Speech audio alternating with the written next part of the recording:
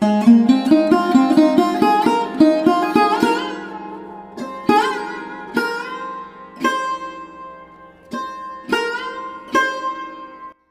সম্রাট আকবরের আমলেই এই প্রাচীন দয়াময়ী কালী মন্দিরটি নির্মিত হয়েছিল।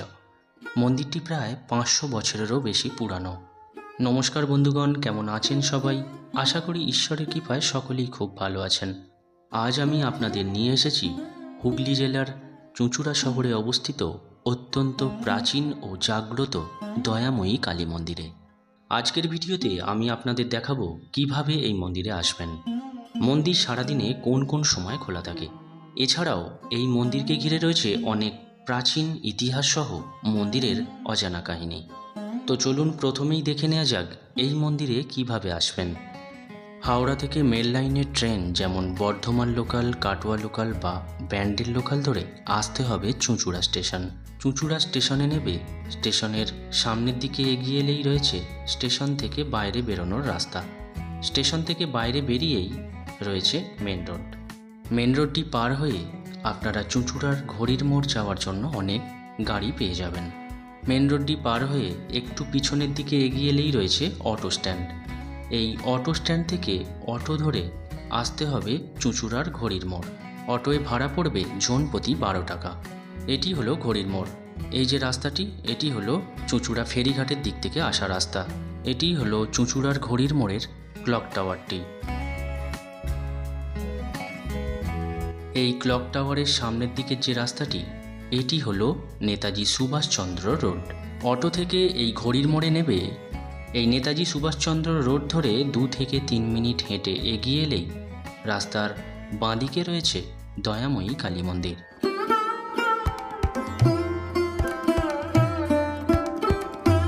অর্ধবৃত্তাকার খিলানাকৃতির সদর দরজা দিয়ে ভিতরে প্রবেশ করতেই চোখে পড়বে সুন্দর বাঁধানো একটি প্রশস্ত প্রাঙ্গণ।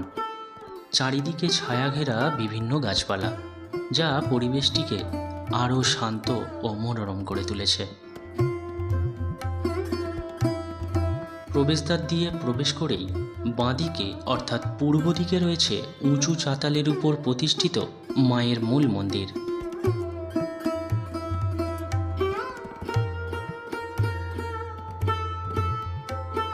মূল মন্দিরের বাঁদিকে অর্থাৎ মন্দিরের পাশেই রয়েছে সারিবদ্ধভাবে নির্মিত 4টি শিব মন্দির।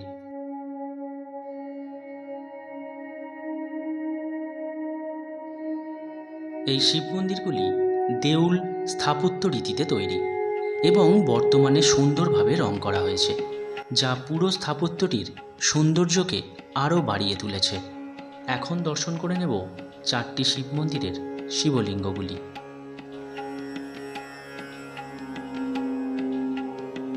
4টি শিব মন্দিরে যাওয়ার জন্য মন্দিরের সামনে দিয়ে একটা প্যাসেজ মতো করা রয়েছে।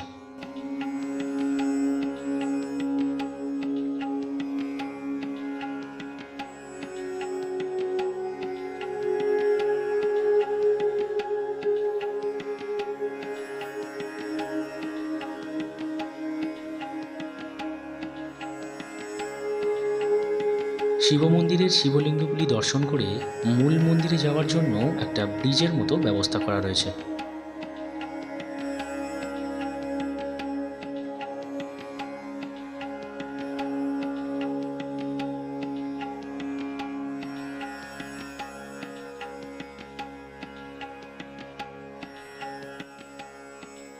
মূল মন্দিরের বাঁদিকের সামনের দিকে ভক্তদের সুবিধার জন্য হাত ধোয়ার জলের ব্যবস্থা করা রয়েছে।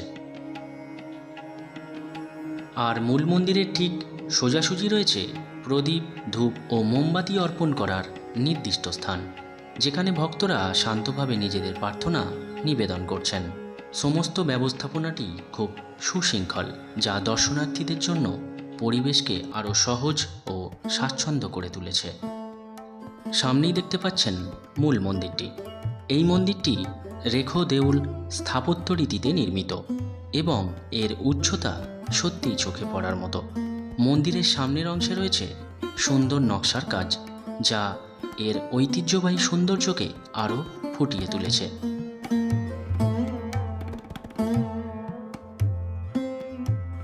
মূল মন্দিরে ওঠার জন্য ডান দিক দিয়ে সিঁড়ির ব্যবস্থা করা রয়েছে। সেই সিঁড়ি দিয়ে উপরে উঠলে মন্দিরের চারিদিকে পরিক্রমা করার জন্য একটি প্রশস্ত পথ বা প্যাসেজ তৈরি করা হয়েছে। মন্দির পরিক্রমার জন্য যে প্যাসেজ করা রয়েছে সেই প্যাসেজের ঠিক বাঁদিকের চাতালের উপর একটি শিবলিঙ্গ স্থাপন করা রয়েছে। এই শিবলিঙ্গের উপর অনেক ভক্তই পুজো করছেন। চারিদিক ঘিরে থাকা এই প্যাসেজের মাধ্যমে খুব সহজেই মন্দিরটি পরিক্রমা করা যায়, যা দর্শনার্থীদের জন্য একটি সুন্দর ও সুসংগঠিত ব্যবস্থা। মন্দিরের গর্ভগৃহে প্রবেশের জন্য সামনে রয়েছে 3টি খিলান বিশিষ্ট দরজা, যা মন্দিরটির গঠনকে আরও আকর্ষণীয় করে তুলেছে। বর্তমানে এই প্রাচীন মন্দিরটির আমূল সংস্কার করা হয়েছে, ফলে অতীতের অনেক স্থাপত্য নিদর্শন কালের প্রভাবে আজ আর আগের মতো স্পষ্টভাবে দেখা যায় না। তবে মন্দিরগুলির গঠনে এখনও রেখোদেউল স্থাপত্য রীতির প্রভাব সহজেই লক্ষ্য করা যায়। এবার আসি মূল মন্দিরের অধিষ্ঠাত্রী দেবীর বর্ণনায়। মন্দিরের গর্ভগৃহে প্রতিষ্ঠিত আছেন মা ভবতারিণী জগৎজননী কালী। মাতৃমূর্তিটি আকারে খুব বড় নয়, প্রায় 3.5 ফুট উচ্চতার এই কালী বিগ্রহটি কোষ্ঠী পাথর দ্বারা নির্মিত। মূর্তিতে হালকা খয়েরি আভা লক্ষ্য করা যায়, যা একে আরও স্বতন্ত্র রূপ দিয়েছে।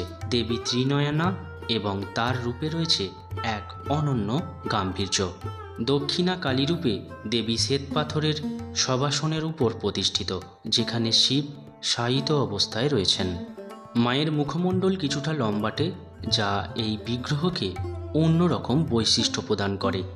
দেবীর কেশরাশি হাঁটু পর্যন্ত নেমে এসেছে, আর তাঁর জিহ্বা ও ত্রিনয়ন স্বর্ণমণ্ডিত, যা মূর্তির সৌন্দর্যকে আরও উজ্জ্বল করে তোলে। গলায় রয়েছে নরমুণ্ডমালা এবং হাতের উপহার তৈরি খড়গ। দেবীর অলঙ্কার ও গয়নাগুলি অত্যন্ত সূক্ষ্মভাবে নির্মিত, যা সেই সময়কার ভাস্কর্য শিল্পের নিদর্শন বহন করে। সব মিলিয়ে এই মূর্তিতে প্রাচীন শিল্পরীতি, ভক্তি এবং ঐতিহ্যের এক সুন্দর সমন্বয় লক্ষ্য করা যায়। এখন জেনে নেব এই মন্দির তৈরির ইতিহাস। মোগল সম্রাট আকবরের রাজত্বকালে তার রাজস্ব সচিব রাজা টোডরমলের সময়ে চুঁচুড়া অঞ্চলটি জায়গিরদার হিসেবে জিতেন রায়ের অধীনে ন্যস্ত হয়েছিল। জিতেন রায় ছিলেন দেবী কালিকার একনিষ্ঠ উপাসক। জনশ্রুতি অনুযায়ী তার উদ্যোগেই এই দয়াময়ী কালী মন্দির প্রতিষ্ঠিত হয়। কথিত আছে আকবরের প্রধান সেনাপতি মানসিংহ একসময় রাজস্থান থেকে এসে এই মন্দিরে পুজো দিয়ে গেছেন। এছাড়াও স্থানীয়দের মুখে শোনা যায় ভারতের জাতির জনক মহাত্মা গান্ধীও এই মন্দিরে এসেছিলেন। এখন জেনে নেব এই মন্দিরের খোলার সময়সূচি।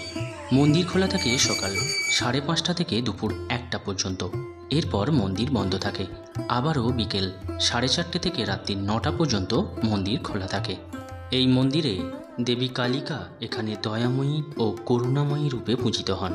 প্রতিদিন নিয়মিত নিত্য পূজা অনুষ্ঠিত হয়, তবে বিশেষ তিথির মধ্যে কার্তিকী অমাবস্যা এবং মাঘী সপ্তমীতে এখানে বিশেষ পূজার আয়োজন করা হয়। তখন মন্দির প্রাঙ্গণে ভক্তদের সমাগমও চোখে পড়ার মতন। এইভাবে ইতিহাস, জনবিশ্বাস এবং নিয়মিত আচার অনুষ্ঠানের মধ্য দিয়ে আজও এই মন্দির স্থানীয় মানুষের কাছে গুরুত্বপূর্ণ হয়ে রয়েছে। চুঁচুড়া দয়াময়ী কালী মন্দিরের এই ভিডিওটি আপনাদের কেমন লাগলো অবশ্যই কমেন্ট করে জানাবেন। আপনাদের মতামতই আমাদের নতুন আরেকটি ভিডিও তৈরি করতে অনুপ্রেরণা দেয়। ভিডিওটি ভালো লাগলে একটা লাইক দিয়ে আপনার প্রিয়জনদের সাথে শেয়ার করতে ভুলবেন না। আপনি যদি এই চ্যানেলে নতুন হয়ে থাকেন তাহলে চ্যানেলটিকে সাবস্ক্রাইব করে চ্যানেলে পাশে থাকার জন্য অনুরোধ রইল। আবার দেখা হবে নতুন কোনো ঠিকানায় নতুন কোনো ভিডিও নিয়ে। এখানেই ভিডিওটি শেষ করছি। সবাই ভালো থাকবেন, সুস্থ থাকবেন। জয় মা দয়াময়ী কালী।